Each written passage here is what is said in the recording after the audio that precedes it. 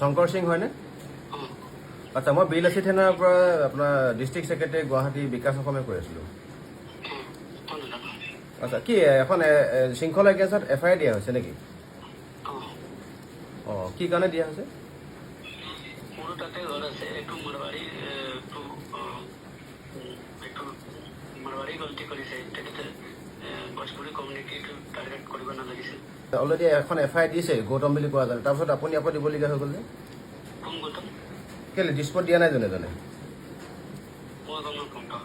কেলৈ নিউজত চব নিউজতে বাজি আছে, আপুনি গম নাপায়? নহয়, এইটো মাৰৱাৰী গলতি কৰিছে, এইটো ভোজপুৰী কমিউনিটিটো টাৰ্গেট কৰিব নালাগিছিল।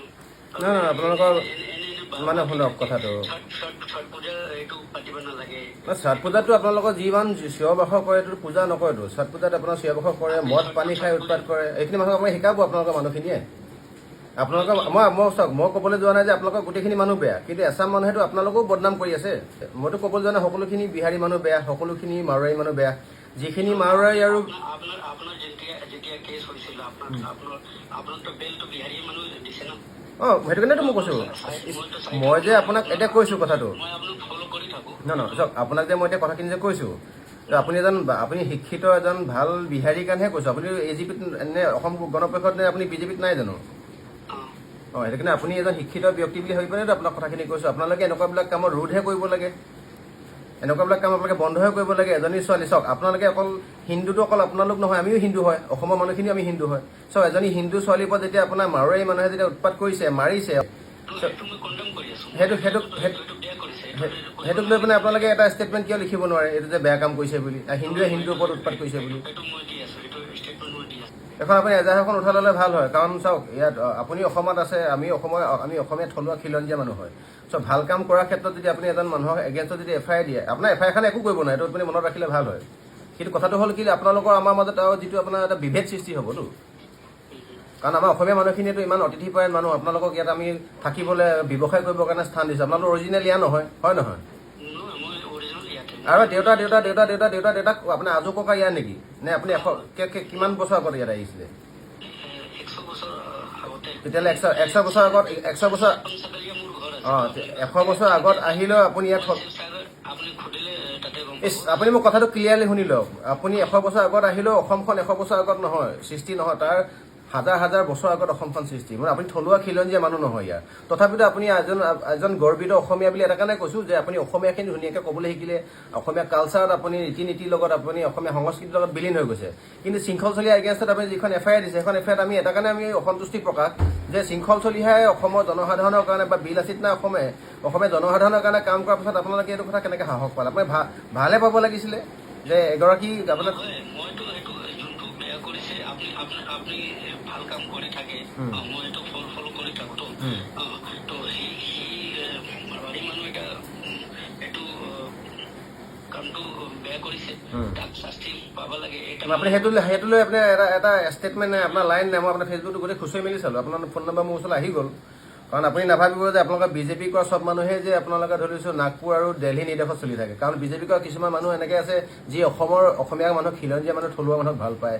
AGP কৰা এনেকুৱা মানুহ আছে। আপুনি AGPতে নাই, আপুনি AGP নে BJPত আছে? অসম গণ পৰিষদটো আপোনাৰ সৃষ্টি নাগপুৰত নহয় ন, অসম গণ পৰিষদ সৃষ্টি অসমত। অসম গণ পৰিষদ সৃষ্টি হৈছিলে আপোনাৰ অসম আন্দোলনৰ ফলশ্ৰুতিত আমাৰ অল আছাম ষ্টুডেণ্ট ইউনিয়নৰ ব্যক্তিসকলে এটা খোলা অৰ্গেনাইজেশ্যন, যিমানখিনি মূঢ়পতা ব্যক্তি গোটেইখিনি আছুৰ এজন প্ৰাক্তন আপোনাৰ নেতা হয়। চ' আপুনি এটা আঞ্চলিক দলৰ পৰা আহি পেলাই অসম গণ পৰিষদৰ নিচিনা দলৰ পৰা আহি পেলাই কেনেকৈ আপুনি সাহস কৰিলে যে শৃংখলচলীয়া এগেইনষ্টত এখন FIR দিব লাগে?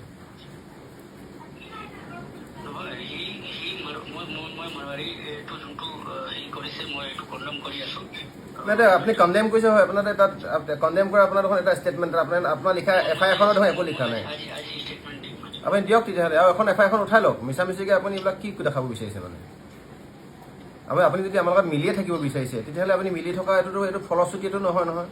চাওক, আপোনাতকৈ ডাঙৰ এজন ব্যক্তিয়ে, আপোনাতকৈ ডাঙৰ এজন জনা বুজা ব্যক্তিয়ে FIR খন উঠাই লৈছে, আৰু আপুনি অশান্ত সৃষ্টি কৰিবলৈ কৰা কথাখিনি ভাল নাই হোৱাটো। আপুনি এইটো কথা শিকাওক। আপুনি যদি এজন বিহাৰী সম্প্ৰদায়ৰ ব্যক্তি হয়, আপোনালোকে যে এইবিলাক ব'লবমত যে আমাৰ ব'লবমত এইবাৰ পানী আমি নিজে দিছোঁ। আমাৰ বিলাসী থানা অসমে পানী দিছে আপোনালোকৰ ব'লবমত, যিসকল আপোনাৰ আপোনাৰ ধৰ্মপ্ৰাণ যিসকল ভক্ত। কিন্তু আপোনালোকে যে ব'লবমত যে আপোনাৰ চিঞৰ বাখৰ DJ লগাই মদ খাই এটা হেৰি কি কয় মই নিজে এইটো তাতে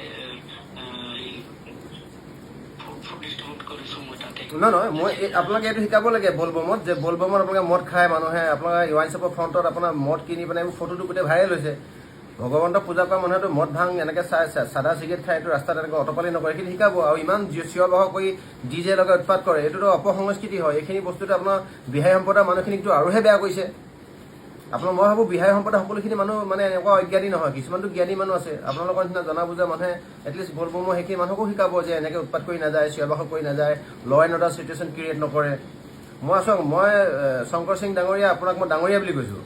আপোনাৰ লগত মোৰ একো ব্যক্তিগত পাৰ্চনেল একো শত্ৰুতা নাই, কিন্তু কথাটো হ'ল এতিয়া এনেকুৱা ধৰণৰ যে শৃংখল চলিহে আজি কেৱল অসমীয়াৰ কাৰণে নহয়, যে 2017 চনতে যিটো ঘটনা ঘটিছিলে যে মাৰোৱাৰী সম্প্ৰদায়ৰ এজনী ছোৱালী যে আপোনাৰ ডিব্ৰুগড়ত যে ৰেপ হৈছিলে, তেতিয়াতো আমাৰ বিলাসীত অসমীয়া মাত মাতিছিলোঁ।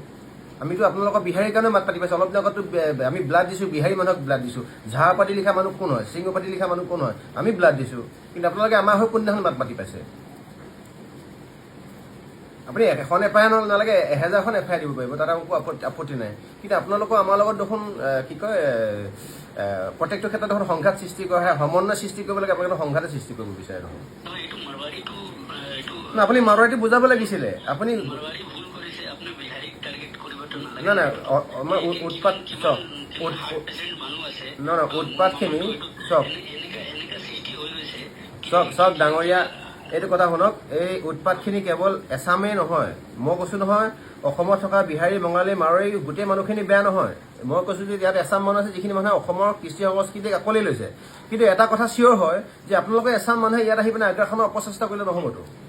আপুনি যদি আপোনাৰ বিহাৰত যদি আমাৰ অসমীয়া কোনোবা মানুহে গৈ আপোনাৰ বিহাৰত যদি এটা চব যদি ধৰিছোঁ পাটনা বুলি কোৱা জেগাডোখৰত যদি অত্যাচাৰ চলায়, চব বেলেগ এডোখৰ জেগাৰ পৰা আহি পেলাই আপোনালোকৰ এতিয়াতো ভোজপুৰী কমিউনিটি এইটোতো এতিয়াও হৈ আছেতো, এতিয়াতো এইটো অসমতো নহয়। এতিয়া সেইটো শিৱসাগৰতো ইতিমধ্যে নিষিদ্ধ কৰি দিছে। শিৱসাগৰত কোনো তেনেকুৱা বহিৰাগত মানুহৰ সংগঠন নচলিব এটা কাৰণতে, আপোনালোকে লক্ষ্মণ ৰেখাডাল পাৰ কৰিলে। লক্ষ্মণ ৰেখাডাল অকল সীতাৰ কাৰণে নহয়তো, লক্ষ্মণ ৰেখাডাল আপোনালোকৰ কাৰণে হয়, আমাৰ কাৰণেও হয়, চৰকাৰৰ কাৰণে হয়, ইভেন পুলিচৰ কাৰণে হয়। চ' ৰেখা যেতিয়া ক্ৰছ কৰিব, আমাৰতো মানুহ আৰু এনেকৈ হাত সাৱটি বহি খাৰু পিন্ধি বহি থকা নাই, মেখেলা পিন্ধি বহি থকা নাই। মাতটো কিয় নামাতিব আপুনি কওক? বিহাৰত যদি আমাৰ অসমীয়া মানুহে গৈ পেলাই তেনেকুৱা যে অটপালি কৰে, আপোনালোকে বিহাৰ দেখোন মানুহ কাটি মাৰি টুকুৰা-টুকুৰি কৰি দিয়ে। আমাৰতো ইয়াততো সেইবোৰ একো কৰা নাই। আপুনি শিকাবহে লাগিছিলে ভালকৈ আহি পিনে, হয় এইখিনি মাৰোৱাৰী সম্প্ৰদায় বেয়া কৰিছে, ভুল কৰিছে, কেতিয়াবা আমাৰ বঙালী মানুহে ভুল কৰিছে, বিহাৰী মানুহে ভুল কৰিছে, ভোজপুৰী মানুহে ভুল কৰিছে, এইখিনি নকৰিবা যে অসমীয়া মানুহৰ লগত আমি মিলিজুলি থাকিব লাগে। সেইখিনি বস্তু কিয় নাই আপোনালোকৰ? সেইখিনি থকাটো মই ভাল পালোহেঁতেন। কাৰণ আজি গুৱাহাটীত চাওক, আমি বিলাসীত অসমীয়া গুৱাহাটীত কাক সহায় নাই কৰা? বিহাৰী, বঙালী, মাৰোৱাৰী, অসমীয়া, অনা অসমীয়া, হিন্দী ভাষী, অসমীয়া ভাষী সকলোকেতো সহায় কৰি আহিছোঁ আমি। ঠিক আছে, মই আপোনাক লগ পাম, লগটো পাম। আপুনি আপুনি পাব, য'তে লগ পাব। আপোনাৰ ঘৰত মাতিলে মই ঘৰত গুচি যাম। মোৰ আপোনাৰ লগত কোনো পাৰ্চনেল শত্ৰুতা নাই। কিন্তু কথাটো হ'ল চাওক, এইবিলাক অপৰাধবিলাক যে হৈ আছে, এই অপৰাধবিলাক নিৰ্মূল কৰিব লাগে ডাঙৰীয়া। অপৰাধবিলাক নিৰ্মূল কৰিলে আজি চাওক, মোৰ গাত ভুল থাকিলে মোৰ rectification, I am ready to rectify myself. কিন্তু কথাটো হ'ল এনেকুৱা ধৰণৰ ভুলবিলাক অপৰাধীবিলাক চাব লাগে। অপৰাধী হিন্দু মুছলমান বুলি নাথাকে। ই অপৰাধ কৰিলে হিন্দু আপোনাৰ জেলত যাব লাগিব, অপৰাধ কৰিলে মুছলমানো জেলত যাব লাগিব। আৰু যদি শান্তি যদি লাগে, তেতিয়াহ'লে অপৰাধবিলাক আপুনি নিৰ্মূল কৰিবৰ কাৰণে আপুনি চেষ্টা কৰিব লাগিব, মই চেষ্টা কৰিব লাগিব। আজি যদি এজনী ছোৱালী যাৰ 18 বছৰ হোৱা নাই, অসমৰ ষ্টেটৰ হৈ অসমৰ হৈ খেলা এজনী ছোৱালী, তেতিয়াহ'লে চাওক আপুনি তেতিয়াহ'লে সেই তেনেকুৱা মানুহ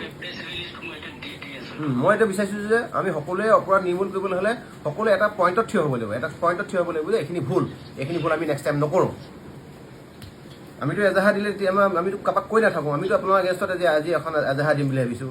এইখিনি আপুনি যে আপোনাৰ উচতনিমূলক কিবা কাম কৰিছে বুলি আপুনি যদি কথা উঠাই লয়, তেতিয়াহ'লে আমাক ক'বলগীয়া একো নাই। নহ'লে কিন্তু আমাৰ গোটেই অসম বিভিন্ন প্ৰান্তত আপোনাৰ এগেইনষ্টত আপোনাৰ এজাহাৰ পৰিব। আপুনি ভৰল উঠাই দিছে, গুৱাহাটীৰ বিভিন্ন ঠাইত আমি থানাত আপোনাৰ এগেইনষ্টত এজাহাৰ দিম তেতিয়াহ'লে। আমিতো আপোনাক এজাহাৰখন দিয়াৰ আগত আপোনাক ফোন নম্বৰ বিচাৰি মই কল কৰিছোঁ যে ডাঙৰীয়া এইটো আপুনি এনেকৈ কৈছে, আজি কথাটো কম্প্ৰমাইজত আহিব পাৰিনে নাই, আপুনি এখন এজাহাৰখন তুলি ল'ব পাৰিনে নাই। কম্প্ৰমাইজ শব্দটো মই আপোনাক নকওঁ, আমি ইমান ভয় ধৰা মানুহ নহয়। কিন্তু আপুনি বিচাৰিছোঁ আপুনি এজন গুণী জ্ঞানী এজন ভদ্ৰ ব্যক্তি হিচাপে আপুনি এজাহাৰখন উঠাই ল'লে এটা কাৰণে ভাল হয়। এই কথাৰ পৰা আৰু নহ'লে চিঞৰ বাখৰ সৃষ্টি হ'ব।